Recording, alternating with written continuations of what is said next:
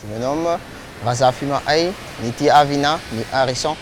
Je viens de Madagascar et ma nationalité est le malagasy.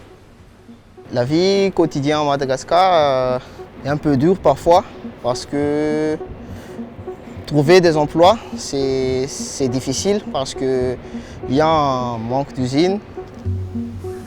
Avant, dans mon pays, je travaillais toujours dans le domaine industriel, dans le domaine de la construction et de la fabrication mécanique. En tant que technicien, en tant qu'opérateur, c'est cela qui me pousse à aller à Québec, aller au Canada, parce qu'il y a beaucoup d'opportunités ici.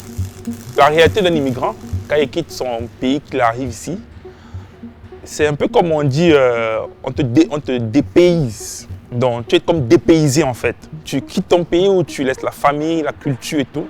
Tu arrives dans un endroit où tu dois t'intégrer avec le climat. Parce que le climat de ton pays ici n'est pas le même. La culture de ton pays ici n'est pas le même. Donc tu vas te faire comme une nouvelle vie de nouveau. Et là, je peux vous dire, ça demande d'avoir le moral d'acier. Ça demande d'être fort moralement et mentalement. L'éloignement avec ma famille, c'était un peu dur au début parce que normalement je suis habitué à voir ma mère, mon père, tous mes frères. Je les appelle tous les jours, on se voit sur WhatsApp, sur Facebook. À long terme, j'aimerais bien que ma famille soit là, mes frères soient là. J'aimerais bien avoir ma résidence permanente au Canada, au Québec, parce qu'après ça, il y aura beaucoup d'opportunités pour moi. Quand on parle d'immigration, de résidence permanente, ça c'est complexe. Il y a plusieurs étapes. Il y a un ordre précis en plus. Donc toutes ces étapes-là sont longues et ardues.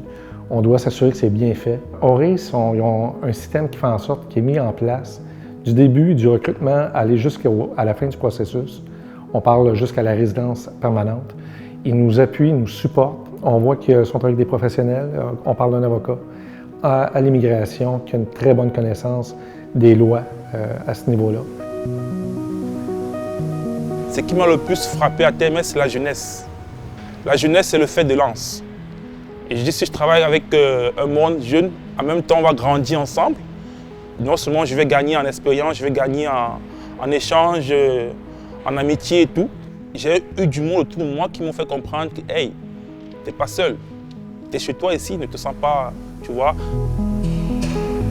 La première étape, c'est avoir le résident permanent, peut-être jusqu'à la citoyenneté.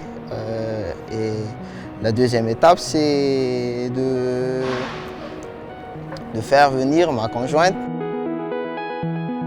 On est rendu à une étape où on veut faire en sorte que leur famille puisse venir ici au Québec. On veut que ce soit plus que juste le soir, ils sont sur leur cellulaire, ils regardent leurs garçons, leurs filles, ils s'ennuient. C'est des êtres humains, ils veulent avoir leur présence. Auris va nous donner un coup de main, sur le sens qu'ils vont aider la conjointe à se trouver un emploi. Nous avons une équipe de professionnels, d'avocats, de consultants réglementés en immigration canadienne qui analysent les opportunités quant à leur famille, quant au renouvellement des permis de travail, mais aussi, ultimement, la demande de la résidence permanente.